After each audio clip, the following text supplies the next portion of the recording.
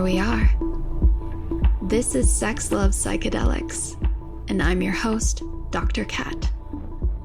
Bringing you psychosexual conversations that will leave you intellectually turned on and hungry for more. So as we tie that in with MDMA, it's known as the love drug. It's known as something that can be helpful with relationships. I think that was the original intention back in the early days of MDMA. What was that? Yeah. 80s, 70s? Well, really in the late 70s. Yeah, and you were an early pioneer of that, as I know. Yeah, I did my master's thesis in 1984 on the therapeutic effects of MDMA on trauma, and then 2 weeks later, the U.S. government made it illegal. Yeah, what was that like for you? Just to pause and just tune into that time period for you to be like, I just did this research.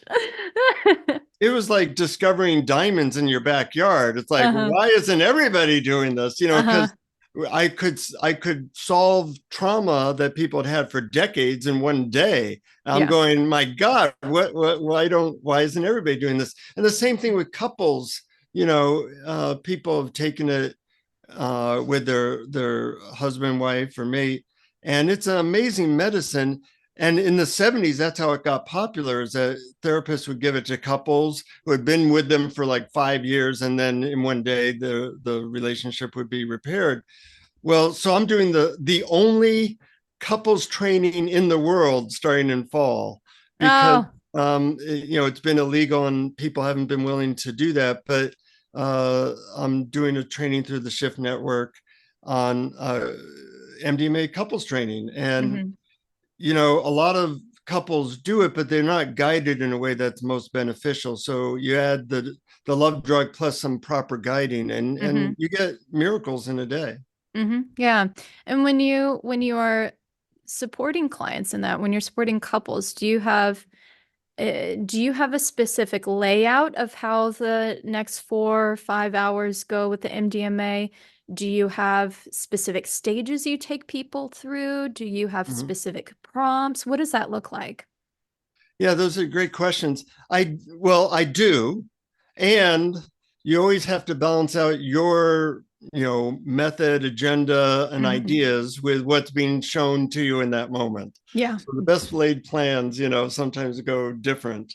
But I like to make sure that people are first emotionally connected really deeply. Trying to help a couple that doesn't like each other or is annoyed and doesn't trust each other is really challenging, if not impossible. So a lot of times, you could go through 2 years of couples therapy, and it's a long, slow slog in which not much is happening. Well, when couples love each other and they trust each other, working through problems takes about 10 minutes. So I start there, getting people to that place of connection. And then once that's happening, we bring up the difficult issues. We talk about them, we negotiate.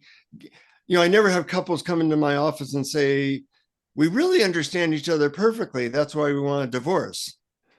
So I help couples really understand each other emotionally, intellectually, in a way that really leads to a letting go of animosity and a lot of forgiveness.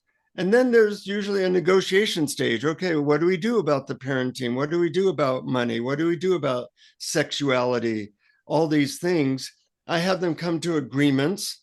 And then a week later, when we do an integration session, we see, are those agreements still good? And 95% of the time they are. So I have a big emphasis on making sure people take the insights and can actually apply them into their day-to-day lives. Yeah. Like, how do you take the abstract ideas and concepts and put that into practical tools? I mean, integration is such a big piece of any of this work that we do. Yeah, I think that's often missing in the psychedelic space, the idea that we'll have this experience and everything changes. No, you really have to have a system for bringing those insights into life and even a motivational system to make sure that continues over Mhm. time. And that's been a big part of my protocol as well, as some unusual, as you probably read in my book, unusual motivational methods. Yeah. And anytime I have a client who comes to me or with a sense of urgency and they're looking for, the medicine or the ketamine to fix the urgency that they're having, it's always like a signal in me. Okay, let's slow everything down and let's get to know the relationship to the urgency, so that they don't just put all the power on the substance to heal them. Yeah. But Yeah. there's an understanding of what's driving that. Yeah. Although there can be transformations quickly, most transformations happen over a period of time. The medicine gives you clarity, gives you a big breakthrough, but then you have to translate those breakthroughs into day-to-day life and Yeah. different behaviors. Yeah. So when so as we're looking at MDMA with couples, as we're talking about couples, is there couples that you would see or that would come to you that you would say, no, there's too many red flags that you would not be appropriate for MDMA? Well, not on a psychological uh, issue with each other, but it does happen in terms of health issues, Okay. or you're really not supposed to mix ecstasy or MDMA with antidepressants, and that's a Right. common thing, and Mhm. other medicines as well. So yeah, I'd say 20% of the couples come to me, they either are not appropriate for it, or they have to wean themselves off certain medicines before Sure. it can be available for that. Sure. Well, I know that MDMA, like one of its hallmarks of it is that it increases that threshold of what you can tolerate or be with, or Mm-hmm. you can hold so much more. But then what about those people who are in, relationships where that's not beneficial to keep opening that window of tolerance because they're not able to get out? It's like they just keep falling back in love, but it's like the the thing hasn't changed. Does Mm-hmm. that make sense? Or like Yeah, abusive relationships or things like that. right. Um, I do have some experience with that. And often what happens is many couples get stuck in a unfortunate and destructive limbo state. Mm, There's some abuse, there's something that's keeping them tied together, and then something that's pulling them apart, and they just are in immense suffering for a long period of time because they can't get out of that limbo state. And what I find is that the MDMA shoots them out somehow. And that might even look like them getting a divorce or separating, yeah. whereas before they weren't willing to. Mm, So clarity is very powerful. And also, for couples that have had any kind of physical abuse, I won't work with them unless they agree and actually pay up front for some integration sessions, hmm. because that's not something I can tolerate. Yeah. Meaning, they have to be willing to really decide that they are changing something. And my motivational methods are so good that if they do them, which take about 5 minutes a week, change is absolutely guaranteed.